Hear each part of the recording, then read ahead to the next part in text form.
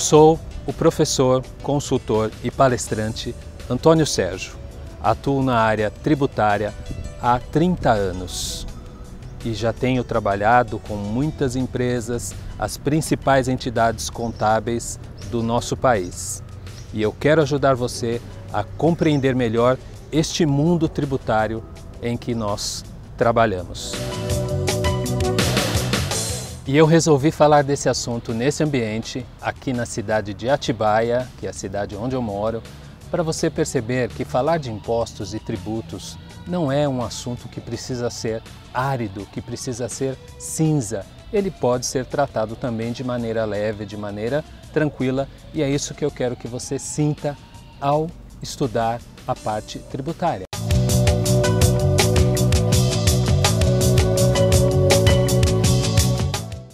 Oi, vou te apresentar o curso Entendendo o ICMS em 3 passos. Nessa série de 4 vídeos eu vou te ensinar como entender e dominar os principais conceitos do ICMS em 3 passos. Você já se deparou com uma situação na qual o cliente te procurou com uma dúvida urgente do ICMS e você teve dificuldade de responder a dúvida dele e isso fez você perder o negócio? Ou uma situação em que você buscou informações da substituição tributária, mas não conseguiu resolver devido à dificuldade de entender o que estava escrito? Já ficou horas conversando com a sua consultoria para entender o diferencial de alíquotas? Ou já se pegou xingando o governo pela grande quantidade de legislações complexas e chatas do ICMS? É de enlouquecer, não é mesmo? Tem hora que dá vontade de largar tudo e ir vender coco na praia, não dá? Mas presta atenção no que eu vou te dizer. Posso te garantir. Existe uma solução para entender o ICMS. Sei que isso pode parecer muito bom para ser verdade. Caso não tivesse eu mesmo atingido resultados, também eu ficaria receoso. Se não tivesse visto muitos dos meus alunos e clientes alcançarem resultados, eu também ficaria com o pé atrás.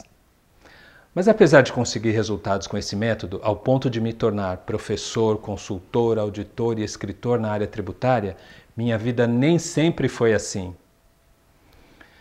Eu era como você. Aspirava um dia a conseguir responder perguntas sobre o ICMS com segurança, saber emitir notas fiscais, ter agilidade e clareza nas respostas aos clientes, entender o CFOP, o CST, dominar a situação tributária, enfim, saber tudo.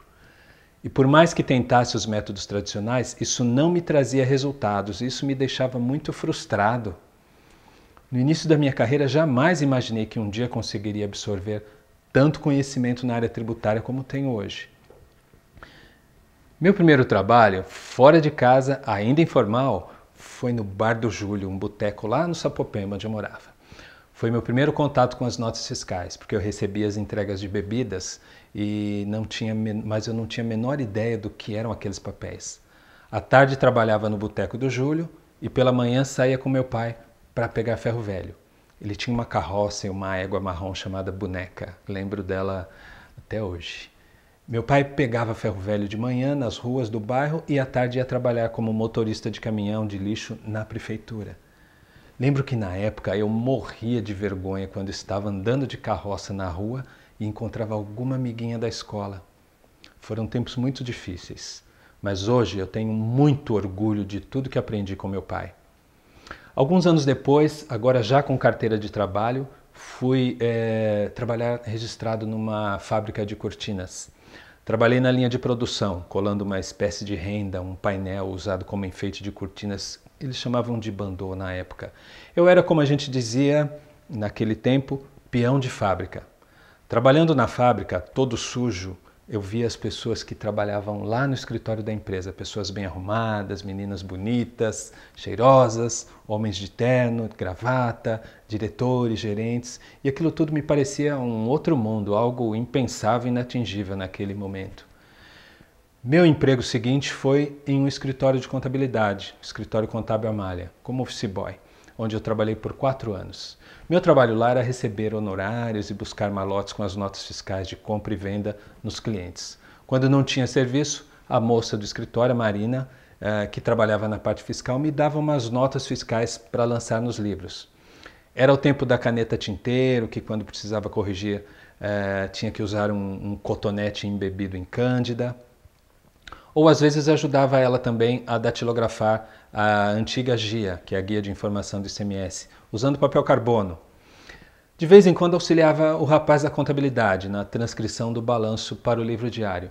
Naquela época usava um sistema muito moderno chamado de gelatina. Lembram da gelatina? Os mais antigos, né? Vocês jovens nem vão saber o que é gelatina na área contábil. Nessa época eu tecnicamente já lançava notas fiscais, mas sem a menor noção do que estava fazendo. Como muita gente ainda hoje, né? Tem gente que lança e não sabe o que está fazendo. Alguém mandava lançar, eu lançava, mas sem saber o significado.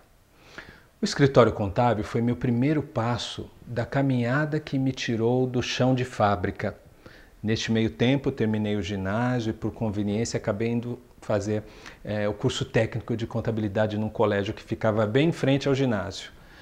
Depois do escritório, eu fui trabalhar em várias outras empresas, na área fiscal e contábil. Aquele mundo elegante e cheiroso que lá atrás, quando eu era peão, me parecia quase inatingível, agora já começava a fazer sentido, já começava a fazer parte da minha vida. Eu fiz 2 faculdades, administração de empresas, depois ciências contábeis e depois ainda fiz pós-graduação em gestão pública, porque na época eu sonhava em ser funcionário público, mas depois eu sarei, mudei de ideia. Depois de passar por vários cargos até chegar a contador, eu fui trabalhar no Conselho Regional de Contabilidade como fiscal. Nesse trabalho eu fiscalizava os contadores, fiscalizava os escritórios de contabilidade e isso no começo era o máximo. Mas depois eu fui percebendo que aquilo já não me preenchia mais e que estava me afastando do conhecimento adquirido até então na área contábil e tributária. Aí saí do conselho e fui trabalhar numa empresa de auditoria, na Sene Associados. E foi lá que comecei a perceber que meu conhecimento precisaria aumentar muito, principalmente meu conhecimento na área fiscal, para eu me dar bem como auditor. Afinal, eu teria a incumbência de analisar e validar ou reprovar o trabalho de outras pessoas na área fiscal, na área contábil e na área trabalhista. Mas o regulamento do ICMS já era gigante naquela época, mais de 500 artigos.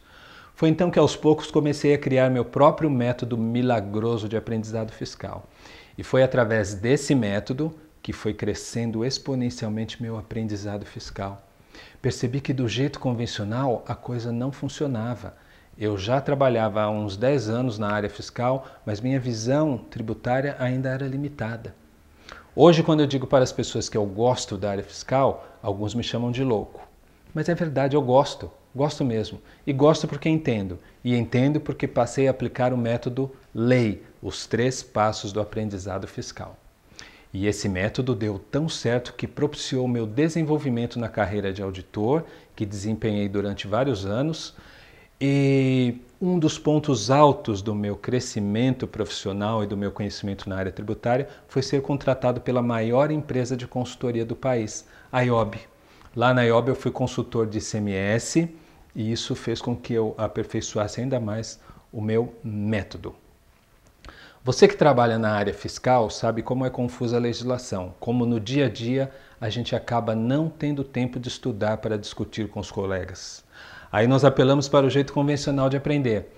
E como é o jeito convencional de aprender? Então vou mostrar uma tela para vocês, um slide com um resumo dessa informação do jeito tradicional. Você passa horas, geralmente 8 horas, recebendo um caminhão de informações. Fica com a cabeça cheia, preocupado, mas no dia seguinte você volta na sua rotina de correria diária e acaba não aplicando o que você viu no curso. Você já viu alguma situação assim? Já, né? Minha experiência tem mostrado que pelo menos 70% do conteúdo dos cursos acaba sendo esquecido em 3 semanas. E veja bem, o problema não está no curso de 8 horas, nem em você. O problema está no método, ou seja, naquilo que fazemos com a informação após o curso. E por que isso acontece? Porque geralmente aquilo que se aprende não é lido e relido, não é escrito e não é transmitido a alguém. Por isso é que ao longo de anos de experiência trabalhando, lecionando, desenvolvi esse método simples, mas poderoso, batizado de LEI. Olha só, Tem uma telinha aqui agora para você acompanhar o que é o método LEI. Os 3 passos do aprendizado fiscal. Os 3 passos são: passo 1, ler; passo 2, escrever; e passo 3, interagir. E eu posso te garantir que esse método funcionou para mim, que mesmo trabalhando há 10 anos na área tributária, não entendi ainda profundamente o ICMS, e depois do método acabei me tornando auditor, escritor, consultor e até professor de ICMS, de substituição tributária e diferencial de alíquota. Tenho certeza que funcionará para você também. Antes de detalhar melhor o meu método, quero falar com você sobre os 4 mitos do aprendizado fiscal. 4 mitos do aprendizado fiscal, mas que na verdade vale para qualquer aprendizado. E esses 4 mitos são os seguintes: 1. Leitura rápida resolve. 2. Ler um assunto isoladamente. 3. Não tenho talento para isso. E 4. Posso fazer várias atividades ao mesmo tempo. Muitas pessoas cultivam essas crenças ainda hoje. Deixa eu falar um pouquinho então dos mitos para vocês. Então, no mito 1, leitura rápida resolve. A experiência no uso do método LEI tem me mostrado que o aprendizado deve acontecer de forma gradual e frequente. Por isso devemos ler e reler o assunto. A leitura rápida é esquecida em pouco tempo. Agora, o mito 2. Ler um assunto isoladamente. A legislação tributária é como um quebra-cabeça, que só faz sentido quando consigo juntar todas as peças e enxergar uma figura completa. Muitas vezes, quando lemos um determinado artigo da legislação, só vamos conseguir entender seu sentido juntando o conceito com outros artigos. Por isso, a leitura sistemática e constante é importante. Mito 3. Não tenho talento para isso. Muita gente me fala que tenho talento para dar aula ou para entender a legislação. Mas, gente, só se talento for o nome que se dá às horas e horas de leitura, escrita e transmissão de conhecimento que eu acumulei ao longo dos anos. Não é talento não, é trabalho.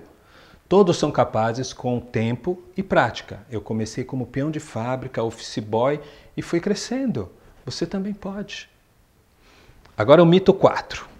Posso fazer várias atividades ao mesmo tempo. Hoje nós vivemos uma sociedade dinâmica, onde a demanda pela nossa atenção deriva de várias fontes, e muitos acreditam que são capazes de estudar fazendo outras tarefas ao mesmo tempo. Não, você não é capaz.